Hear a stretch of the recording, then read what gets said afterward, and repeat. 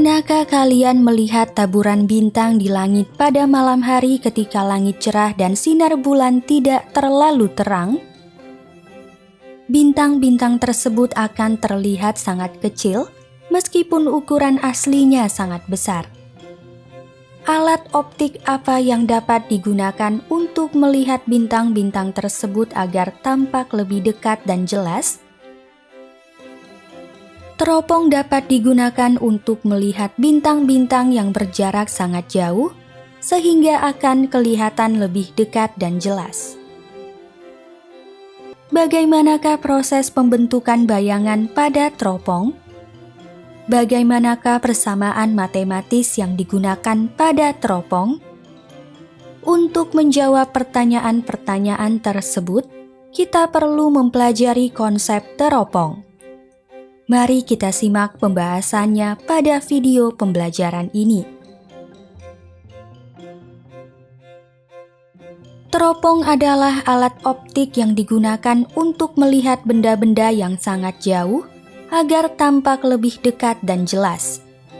Teropong dikenal juga sebagai teleskop.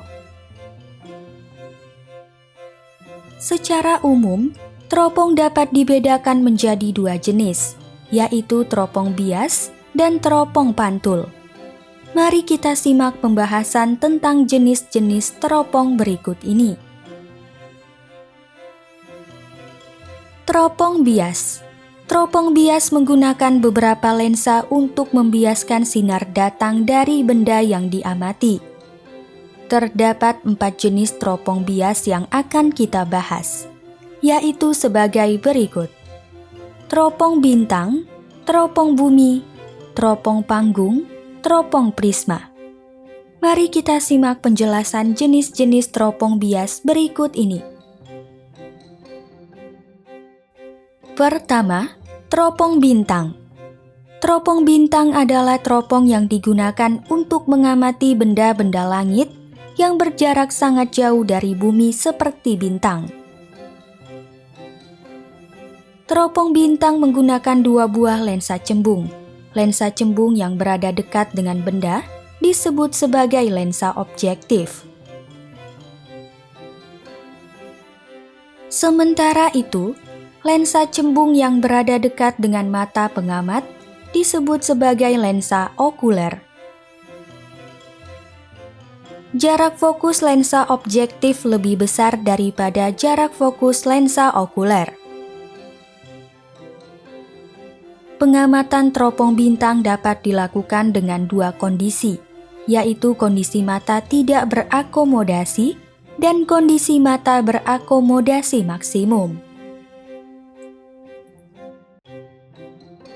Pengamatan teropong bintang dengan kondisi mata tidak berakomodasi. Perhatikan ilustrasi pembentukan bayangan pada teropong bintang dengan kondisi mata tidak berakomodasi berikut ini. Mula-mula, benda berada pada jarak yang jauh atau tak hingga, sehingga bayangan dari lensa objektif akan jatuh pada titik fokus lensa objektif. Pada kondisi mata tidak berakomodasi, bayangan dari lensa objektif harus terletak pada titik fokus lensa okuler. Artinya, titik fokus lensa objektif berimpitan dengan titik fokus lensa okuler. Bayangan pada lensa objektif sama dengan benda pada lensa okuler. Bayangan yang dibentuk oleh lensa okuler akan berada pada titik jauh mata. Dengan demikian, panjang teropong bintang untuk kasus mata tidak berakomodasi dapat dinyatakan sebagai berikut. D sama dengan FOB ditambah FOK yang dinyatakan sebagai persamaan 1. Selain itu, perbesaran teropong bintang tersebut dapat dinyatakan sebagai berikut. P sama dengan nilai mutlak dari FOB dibagi FOK yang dinyatakan sebagai persamaan 2. Pengamatan teropong bintang dengan kondisi mata berakomodasi maksimum. Perhatikan ilustrasi pembentukan bayangan pada teropong bintang dengan kondisi mata berakomodasi maksimum berikut ini. Mula-mula, benda berada pada jarak yang jauh atau tak hingga, sehingga bayangan dari lensa objektif akan jatuh pada titik fokus lensa objektif. Pada kondisi mata berakomodasi maksimum, bayangan dari lensa objektif tidak terletak pada titik fokus lensa okuler. Artinya, titik fokus lensa objektif tidak berimpitan dengan titik fokus lensa okuler. Bayangan yang dibentuk oleh lensa okuler akan berada pada titik dekat mata. Bayangan yang dapat dilihat oleh mata bersifat maya terbalik dan diperbesar. Dengan demikian, panjang teropong bintang pada kasus mata berakomodasi maksimum dapat dinyatakan sebagai berikut. D sama dengan FOB ditambah SOK yang dinyatakan sebagai persamaan 3. Selain itu, perbesaran teropong bintang tersebut dapat dinyatakan sebagai berikut. P sama dengan nilai mutlak dari FOB dibagi SOK yang dinyatakan sebagai persamaan 4. Kedua, teropong bumi. Teropong bumi adalah teropong yang digunakan untuk mengamati benda-benda di bumi yang terletak jauh dari permukaan bumi, seperti pada pengamatan puncak gunung dari kaki gunung. Teropong bumi menghasilkan pengamatan objek yang lebih jelas dan tidak terbalik. Teropong bumi menggunakan 3 buah lensa cembung. Lensa cembung yang berada dekat dengan benda disebut sebagai lensa objektif. Lensa cembung yang berada dekat dengan mata pengamat disebut sebagai lensa okuler. Sementara itu, lensa cembung yang berada di antara lensa objektif dan lensa okuler disebut sebagai lensa pembalik. Lensa pembalik berfungsi untuk menghasilkan bayangan yang tegak atau tidak terbalik. Pengamatan teropong bumi dapat dilakukan dengan 2 kondisi, yaitu kondisi mata tidak berakomodasi dan kondisi mata berakomodasi maksimum. Pengamatan teropong bumi dengan kondisi mata tidak berakomodasi. Perhatikan ilustrasi pembentukan bayangan pada teropong bumi dengan kondisi mata tidak berakomodasi berikut ini.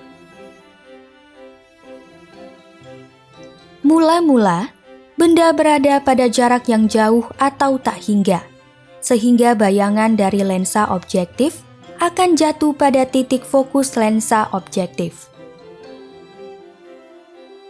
Titik fokus lensa objektif akan berada pada jarak 2 kali dari jarak fokus lensa pembalik. Sifat-sifat bayangan yang dibentuk lensa objektif adalah nyata, terbalik, dan diperkecil.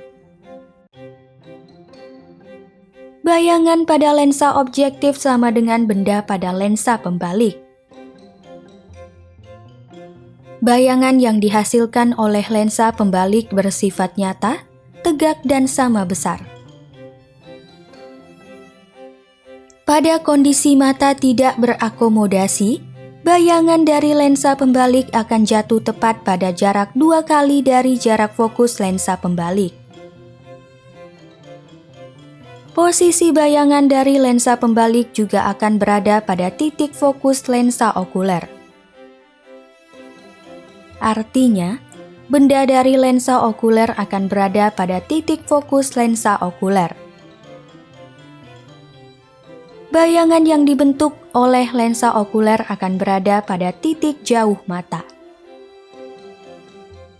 Dengan demikian, panjang teropong bumi pada kasus mata tidak berakomodasi dapat dinyatakan sebagai berikut. D sama dengan FOB ditambah 4 dikali FP ditambah FOK yang dinyatakan sebagai persamaan 5. Selain itu, perbesaran teropong bumi tersebut dapat dinyatakan sebagai berikut. P sama dengan nilai mutlak dari FOB dibagi FOK yang dinyatakan sebagai persamaan 6. Pengamatan teropong bumi dengan kondisi mata berakomodasi maksimum. Perhatikan ilustrasi pembentukan bayangan pada teropong bumi dengan kondisi mata berakomodasi maksimum berikut ini. Mula-mula, benda berada pada jarak yang jauh atau tak hingga, sehingga bayangan dari lensa objektif akan jatuh pada titik fokus lensa objektif. Titik fokus lensa objektif akan berada pada jarak 2 kali dari jarak fokus lensa pembalik.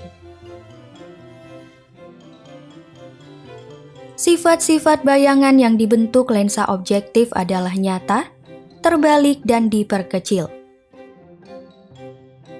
Bayangan pada lensa objektif sama dengan benda pada lensa pembalik.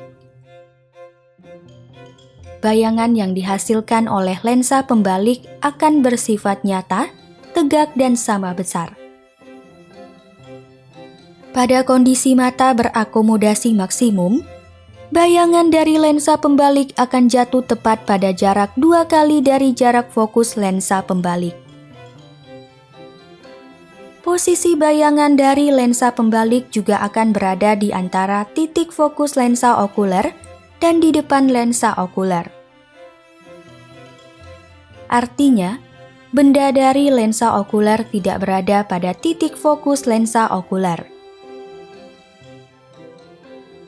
Bayangan yang dibentuk oleh lensa okuler akan berada pada titik dekat mata. Bayangan yang dapat dilihat oleh mata bersifat maya, tegak, dan diperbesar. Dengan demikian, panjang teropong bumi pada kasus mata berakomodasi maksimum dapat dinyatakan sebagai berikut. D sama dengan FOB ditambah 4 dikali FP ditambah SOK yang dinyatakan sebagai persamaan 7. Selain itu, perbesaran teropong bumi tersebut dapat dinyatakan sebagai berikut. P sama dengan nilai mutlak dari FOB dibagi SOK yang dinyatakan sebagai persamaan 8. Ketiga, teropong panggung. Teropong panggung adalah modifikasi dari teropong bumi yang digunakan untuk mengamati benda-benda di bumi yang terletak jauh dari permukaan bumi. Teropong panggung menggunakan 2 jenis lensa, yaitu lensa cembung dan lensa cekung. Lensa cembung yang berada dekat dengan benda disebut sebagai lensa objektif. Sementara itu, lensa cekung yang berada dekat dengan mata pengamat disebut sebagai lensa okuler. Jarak fokus lensa objektif lebih besar daripada jarak fokus lensa okuler. Pengamatan teropong panggung dapat dilakukan dengan 2 kondisi, yaitu kondisi mata tidak berakomodasi dan kondisi mata berakomodasi maksimum. Pengamatan teropong panggung dengan kondisi mata tidak berakomodasi. Perhatikan ilustrasi pembentukan bayangan pada teropong panggung dengan kondisi mata tidak berakomodasi berikut ini. Mula-mula, benda berada pada jarak yang jauh atau tak hingga, sehingga bayangan dari lensa objektif akan jatuh pada titik fokus lensa objektif.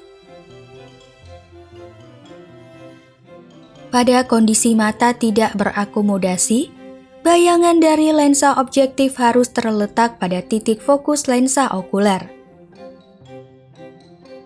Artinya, titik fokus lensa objektif berimpitan dengan titik fokus lensa okuler. Bayangan dari lensa objektif merupakan benda dari lensa okuler. Bayangan yang dibentuk oleh lensa okuler akan berada pada titik jauh mata. Dengan demikian, panjang teropong panggung pada kasus mata tidak berakomodasi dapat dinyatakan sebagai berikut.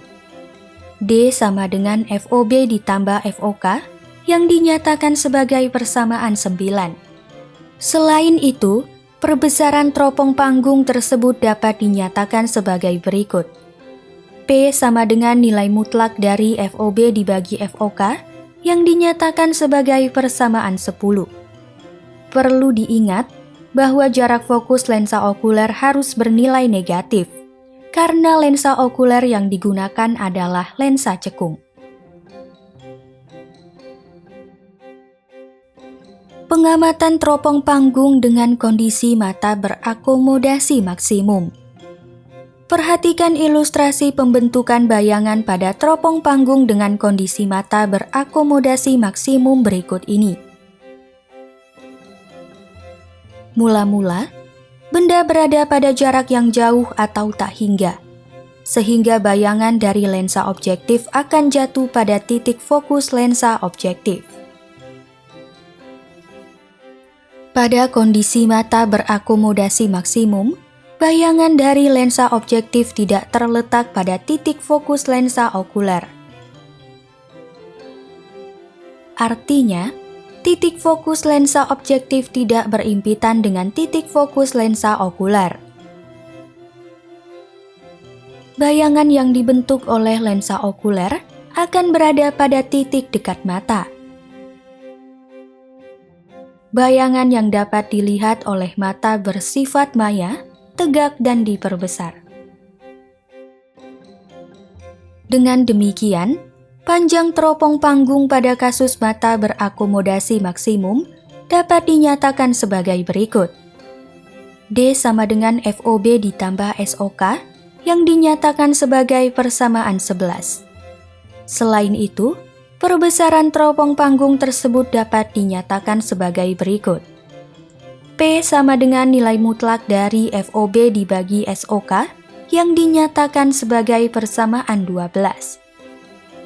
Perlu diingat bahwa jarak benda pada lensa okuler harus bernilai negatif, karena benda bersifat maya dan terletak di belakang lensa okuler. Keempat, teropong prisma. Teropong prisma dapat disebut juga sebagai teropong binokuler. Teropong prisma memiliki fungsi yang sama dengan teropong bumi, yaitu untuk mengamati benda-benda di bumi yang terletak jauh dari permukaan bumi. Kita telah mengetahui bahwa pada teropong bumi digunakan lensa pembalik agar hasil akhir bayangan yang dihasilkan dapat menjadi tegak. Berbeda dengan teropong bumi, teropong prisma mengganti bagian lensa pembalik dengan prisma. Teropong prisma menggunakan dua prisma yang diletakkan di antara lensa objektif dan lensa okuler. Setiap setengah bagian dari teropong prisma terdiri atas satu lensa objektif, satu lensa okuler, dan sepasang prisma yang diletakkan satu sama lain. Lensa objektif dan lensa okuler menggunakan lensa cembung. Sinar datang yang mengenai benda yang diamati akan memasuki teropong prisma melalui lensa objektif. Sebelum sinar memasuki lensa okuler, sepasang prisma tersebut dapat membalik bayangan dari lensa objektif menjadi tegak melalui proses pemantulan sempurna. Hasil akhir bayangan yang dibentuk oleh lensa okuler adalah maya, tegak dan diperbesar. Selanjutnya, mari kita bahas jenis teropong yang kedua, yaitu teropong pantul. Teropong pantul. Teropong pantul adalah teropong yang memanfaatkan prinsip pemantulan cahaya oleh cermin untuk mengamati benda yang jauh.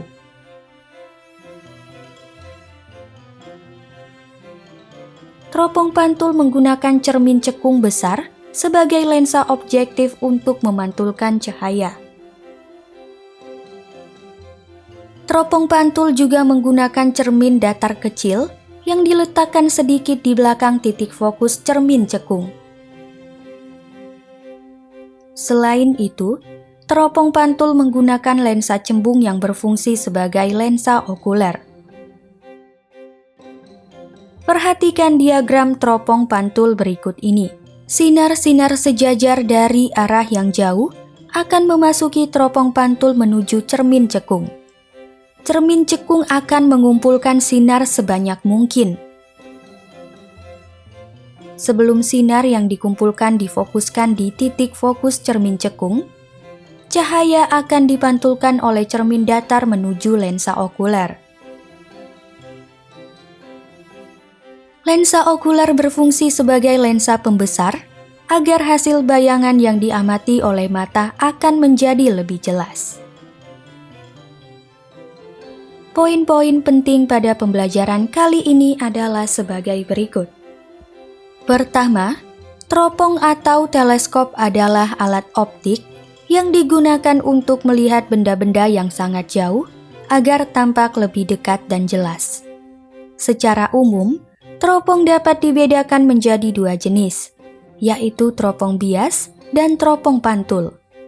Kedua, teropong bias menggunakan beberapa lensa untuk membiaskan sinar datang dari benda yang diamati. Teropong bias dapat dibedakan menjadi 4 jenis, yaitu sebagai berikut: teropong bintang, teropong bumi, teropong panggung, teropong prisma. Ketiga, teropong bintang adalah teropong yang digunakan untuk mengamati benda-benda langit yang berada pada jarak yang sangat jauh dari bumi, seperti bintang. Teropong bintang menggunakan dua lensa cembung. Lensa cembung yang berada dekat dengan benda disebut sebagai lensa objektif, sedangkan lensa cembung yang berada dekat dengan mata pengamat disebut sebagai lensa okuler. Keempat, teropong bumi adalah teropong yang digunakan untuk mengamati benda-benda di bumi yang terletak jauh dari permukaan bumi, seperti pada pengamatan puncak gunung dari kaki gunung. Teropong bumi menggunakan 3 buah lensa cembung. Lensa cembung yang berada dekat dengan benda disebut sebagai lensa objektif, sedangkan lensa cembung yang berada dekat dengan mata pengamat disebut sebagai lensa okuler.